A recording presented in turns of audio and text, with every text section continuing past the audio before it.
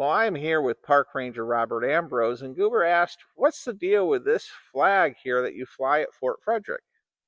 So, Bill and Goober, the flag you see here is a very unique feature, one of the several unique features of Fort Frederick.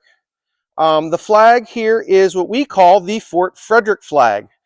In August of 1755, Governor Horatio Sharp, while he's in the process of trying to come up with a place to build a fort and to get the money for a new fort, orders a flag. So the flag is ordered first. He orders a flag from London from a merchant named Sylvanus Grove.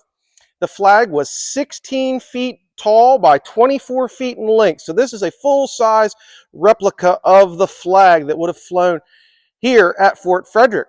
We believe Fort Frederick is the only place that this flag would have flown. And if you look at the timing of when the order was sent to London and when the fort is starting to be constructed, would have been plenty of time for the flag to be made and shipped back to from London to the United Colonies at the time.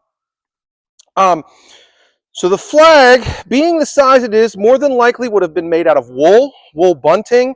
Would have been a very heavy flag. It would have went on what's known as a ship's mast flagpole. And if this is a 16-foot flag, it would have been on at least a minimum of a 60-foot pole. Now, the flag would have only flown over the fort on certain occasions, primarily Sundays, like today is Sunday, when the soldiers would be doing their weekly inspections and reviews, their Sunday formation. It would have flown over the fort for Sunday. It would have flown over the fort for holidays like the King's Ascension to the Throne, the King's birthday, Christmas, Easter. So religious holidays and secular holidays of the time. It may have even flown over on November the 5th on bonfire night for the gunpowder plot being broken up. But it would have been flown only on certain occasions. But the most important occasion that the flag was meant for would have been if the fort was attacked. If the fort was attacked, this flag would have went up as a symbol of defiance and to let everybody know that the soldiers are here. So, although maybe not as large as and as famous as the other flag we know of in Maryland, this one was first. This one would have done the same kind of and been done the same way as the flag at Fort McHenry in 1814. Would have, again, been flown during an attack.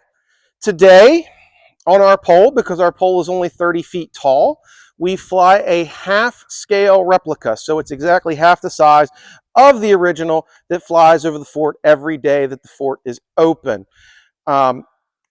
We are in the process and hopes of trying to get a new flagpole that is going to be large enough to accommodate our flag here, but it's been a bit of a process, and the fundraising is not quite going to as well as we'd like. So if you'd like to make a donation to our flagpole fund, contact the Friends of Fort Frederick at thefriendsoffortfrederick.info for more information on that.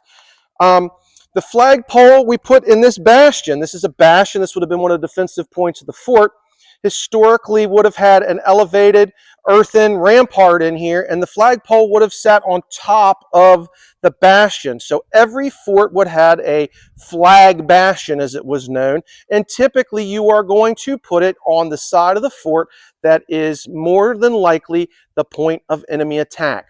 So the landward side. So the Potomac River is to the south of us, and then the land in Pennsylvania and everything is the north and west. So this would have been the perfect location in the northwest bastion for the flag. So anybody coming from the west or the north would very easily be able to see it at a distance, as well as anybody traveling along the river.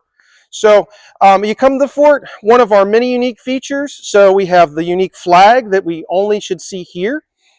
We are unique because of our wall, our stone wall. We're the only stone fort built by a British or a British colony during the French and Indian War era. The size of our fort is huge for the time for a frontier fort.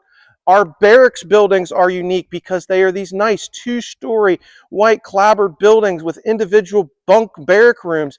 A lot of frontier forts didn't even really have barracks for soldiers. So our fort is very unique for many reasons, and because of its size and strength, it was never attacked. If you're interested in also and coming up and getting your own Fort Frederick flag, come out to Captain Wart's store.